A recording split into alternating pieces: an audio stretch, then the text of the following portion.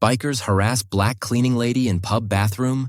Unaware John Cena is in the stall. It was a typical Friday night at Murphy's Pub, a bustling bar located in the heart of the city. The warm yellow light spilling from the pub windows illuminated the busy street outside. Inside, laughter, shouting, and the clinking of glasses filled the air.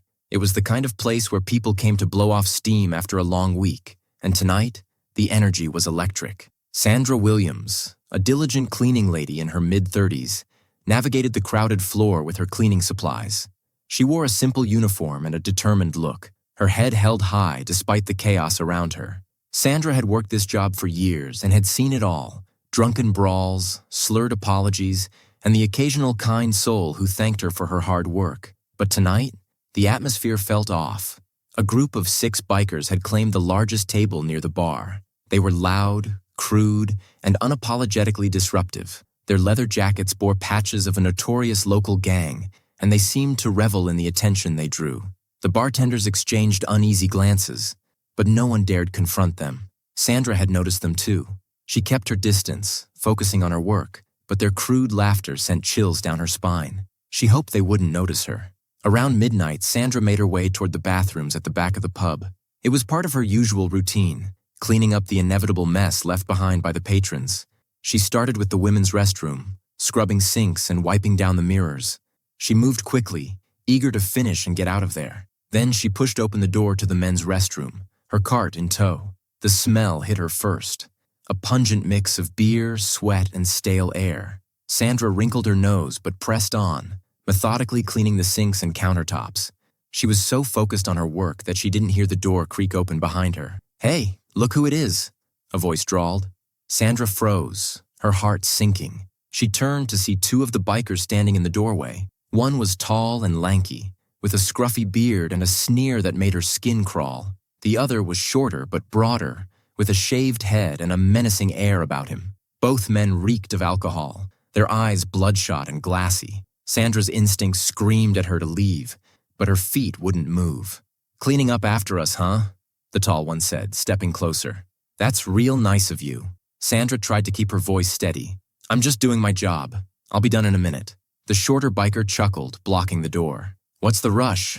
We're just being friendly." Sandra's grip on her mop tightened. She had dealt with rude patrons before, but this felt different.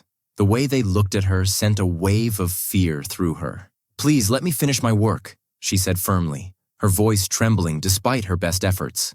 The taller biker leaned against the sink, his grin widening. "Why so serious? We just want to have a little fun." He reached out, his fingers brushing against her arm. Sandra yanked it back, her heart racing. "Don't touch me," she said, louder this time. The shorter biker laughed, taking a step closer.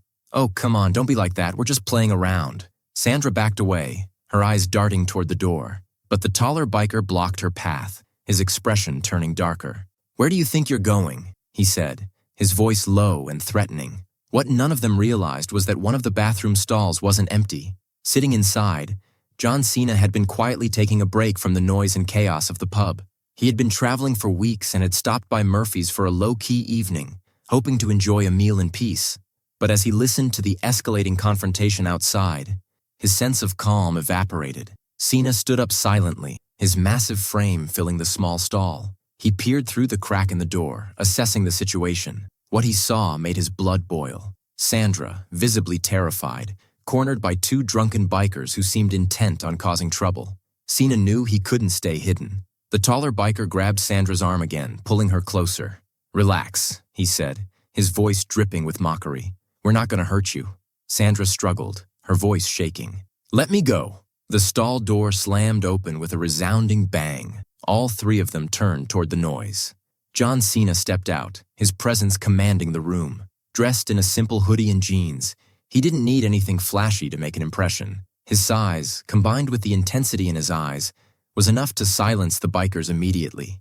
"Let her go," Cena said, his voice calm but filled with unmistakable authority. The taller biker let go of Sandra's arm, his confidence faltering. "What's it to you?" he said, trying to sound tough but failing miserably.